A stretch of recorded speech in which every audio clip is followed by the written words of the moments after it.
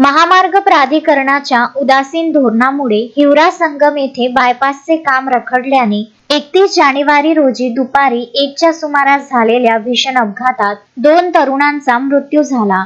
गेल्या 3 दिवसातील ही तिसरी घटना असल्याने परिसरात संतापाची लाट उसळली आहे। अंबोडा येथील देवानंद दोडके वय 19 वर्ष आणि शुभम पाटे वय 18 वर्ष हे मित्र पल्सर दुचाकीने माहूरकडे जात होते। हिवरा संगम येथील अरुंद रस्त्यावर समोरून येणाऱ्या भरधाव रेतीवाहू टिप्परने त्यांच्या दुचाकीला जोरदार धडक दिली। टिप्परच्या टायर खाली आल्याने त्यांचा जागीच मृत्यू झाला। अपघातात गंभीर जखमी झालेल्या शुभमला यवतमाळ येथे उपचारासाठी नेत असताना वाटेतच त्यांची प्राणज्योत मालवली। हिवरा संगम येथे बायपास प्रस्तावित असूनही प्राधिकरणाच्या दुर्लक्षामुळे काम अद्याप सुरू झालेले नाही। गावातील अरुंद रस्त्यावरून होणारी जड वाहतूक जीवघेणी ठरत असून गुरुवारीही याच भागात एका तरुणाचा अपघाती मृत्यू झाला होता। घटनेची माहिती मिळताच ठाणेदार धनराज निळे आणि महामार्ग पोलिसांनी घटनास्थळी धाव घेऊन वाहतूक सुरळीत केली। सौना येथील ग्रामीण रुग्णालयात मृतदेहांचे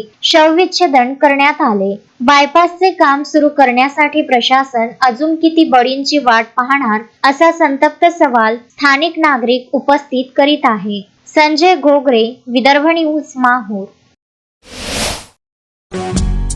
श्रद्धा फैमिली शॉपिंग में जाएंगे हम सभी, साड़ियों की नई डिजाइन देखो यहीं से लाएंगे। श्रद्धा फैमिली शॉपिंग में जाएंगे हम सभी, लेडीज जेंट्स बच्चों की हर फैशन लाएंगे सभी।